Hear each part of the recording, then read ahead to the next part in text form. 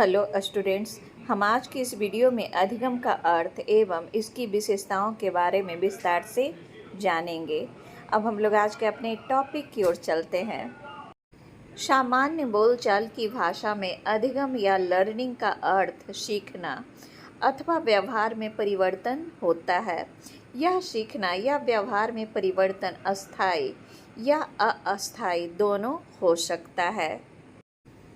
प्रयासों के द्वारा व्यवहार में होने वाला अस्थायी या अस्थायी परिवर्तन अधिगम कहलाता है। अनुभवों एवं प्रशिक्षण के बाद बालक के व्यवहार में जो परिवर्तन आता है उसे अधिगम कहते हैं। अधिगम या सीखना या लर्निंग जीवन पर्यंत चलने वाली प्रक्रिया है। विभिन्न शिक्षा शास्त्रियों ने अपने अपने ढंग से अधिगम को परिभाषित किया है। वुडवर्थ के अनुसार सीखना विकास की प्रक्रिया है।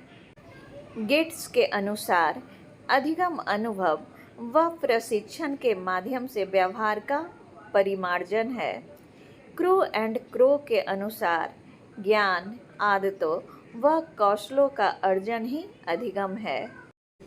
अब हम लोग अधिगम की विशेषताएं, प्रॉपर्टीज ऑफ लर्निंग को देख लेते हैं। अधिगम की पहली विशेषता है अधिगम जीवन पर्यंत चलने वाली प्रक्रिया है।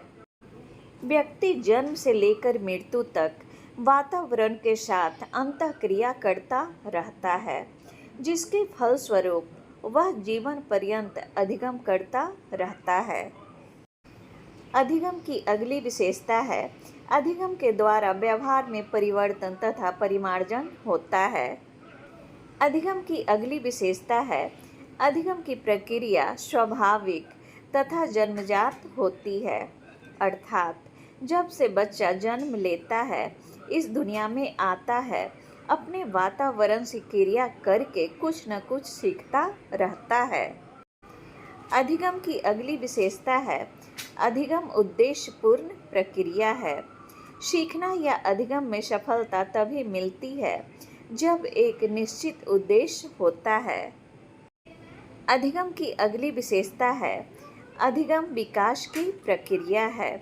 अधिगम के द्वारा व्यक्ति का निरंतर विकास होता है। अधिगम की अगली विशेषता है अधिगम समायोजन की प्रक्रिया है।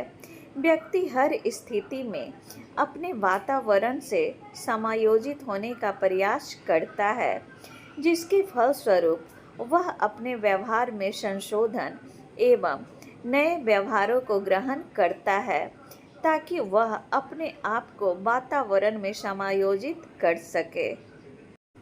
अधिगम की अगली विशेषता है अधिगम सार्वभौमिक प्रक्रिया है। इस संसार में सभी जीव अधिगम करते हैं। चूँकि मनुष्य एक विवेकशील प्राणी है, इसलिए वह अधिक सीखता है। अधिगम की अगली विशेषता है अधिगम विवेकपूर्ण होता है। सीखने या अधिगम एक विवेकपूर्ण कार्य है। बिना बुद्धि या विवेक के सीखने की प्रक्रिया संतोषजनक ढंग से नहीं चलती। अधिगम की अगली विशेषता है अधिगम को प्रत्यक्ष रूप से नहीं देखा जा सकता।